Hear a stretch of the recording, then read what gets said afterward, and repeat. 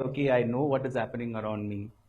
I'm reading newspapers like anything. I'm so worried about what is happening in the country. No, most of us are.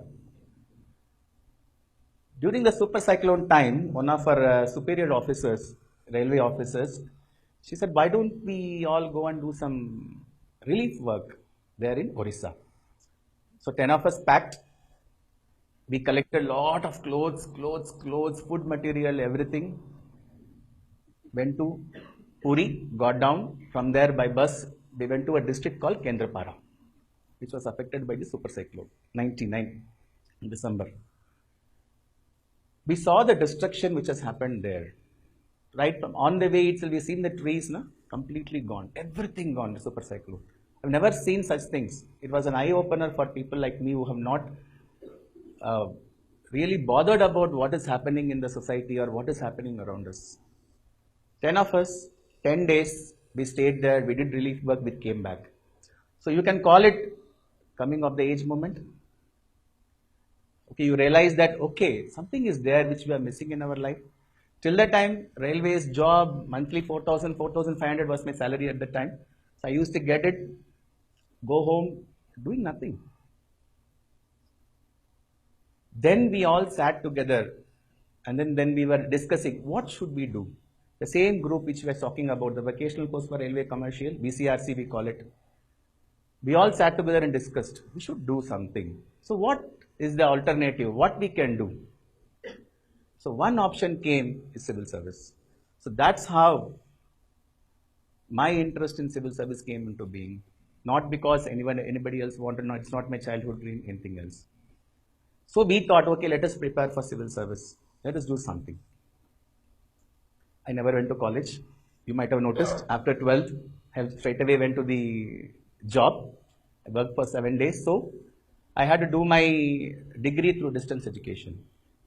So all these people, everybody who has got into railway job, everyone did it through distance education.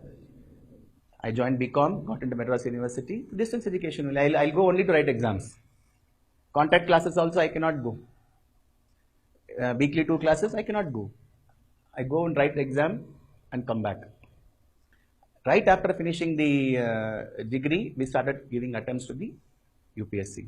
So as you all know, I was working. So many people will be wondering, what happens if you are working? I don't have time to prepare for all those things. I say them, see, during our time in railways, in railway stations, you won't get time at all. You get free time only after 12 o'clock in the night. When the last train leaves, you close the counter, count everything, give it to the cashier, then only you will come out. So we used those time between 12 o'clock to 4 o'clock to 5 o'clock, many of us, and started preparing for civil services. And we wrote exams while working in railways. So third myth. Hard work, 16 hours, 18 hours, 20 hours. Is it required? Really required? I don't think so. People might tell you 16 hours a day, 365 days a year, like that 1.5 years to 2 years. If you do that, you will become a civil servant. 90% people run away. Please sir, I am not for this. Let me go for an easier option. But practically, I am telling you, most of the cases, it is not like that. Have you seen anybody really putting their mind for 16 hours? No. They might sit in front of the book for 16 hours, but you all know the concentration. I saw the one of the presentation, they say, click, it goes off your attention. Swipe, goes off your attention. And you are going to tell me that 16 hours you are going to hold your attention on a book? Bullshit, no. Definite no. I'll tell you. And if anybody claims here, then he is a zombie. Definitely a zombie. So that is the third myth, which is not at all true. Anybody who can put in quality time of 3 to 4 hours, that is enough for them to get into civil service. Nothing else is required. Okay, then they ask me, you must be very intelligent. You must be the topper of your class every time. I tried. I really tried. My classmates didn't allow me to. What will I do? It's not my fault. but still I cleared civil services.